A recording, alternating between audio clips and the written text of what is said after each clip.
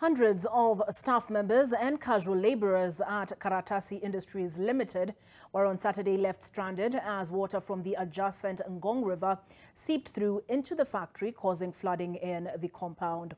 The management says the company has suffered huge losses as the flooding has occurred thrice this year alone.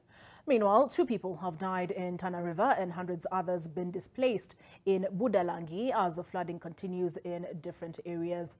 Martin Mwangi with that wrap. The ongoing rains continue to wreak havoc in various parts of the country. In Nairobi, the management and staff at Karatasi Industries Limited, a company that manufactures stationery along Enterprise Road at Industrial Area, spent most of their Saturday draining flood waters that swept through the organization.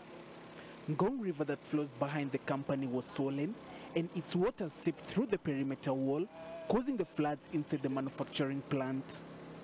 The management blames the phenomenon on the heavy dumping of waste into the river upstream and this mound of soil that is being deposited downstream, narrowing the river's path. Problem starts from upstream near the Likoni Bridge,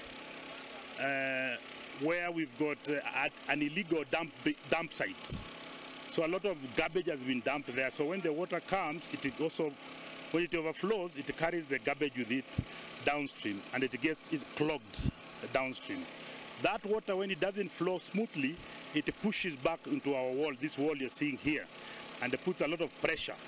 And the water has found its way into our factory, seeping underground. This, the management says it's not the first time floods are causing damage at the farm.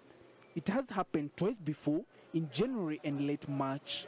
Several meetings about the situation have been held with officials from both national and county governments, but no action has been taken, and now the jobs of 800 people are at risk as the company continues to incur losses running into millions of shillings. The first flood, which was in January, was in hundreds of millions of shillings. And now this other one, which happened just the other day, towards the end of March, was double that. I don't know how long we'll survive with that kind of loss as a business. In Tana River County, residents are staring at yet another disaster since the onset of the long rains. 2 people have already died after being swept away by the floods in the northern part of the county, with the county and national government warning residents of more nature-based disruption. We have already received communication from national government. Move higher, because the Masinga Dam and the rest of the dam are full. As we are telling them, don't just move higher, we are helping them to settle higher. In Budalangi, Busia County, over 200 families are seeking help after they were displaced by floods caused by heavy downpour and the backflow of Lake Victoria. Most of the affected people have been left homeless after their houses were destroyed by the floods. Residents are now living in fear of contracting waterborne diseases.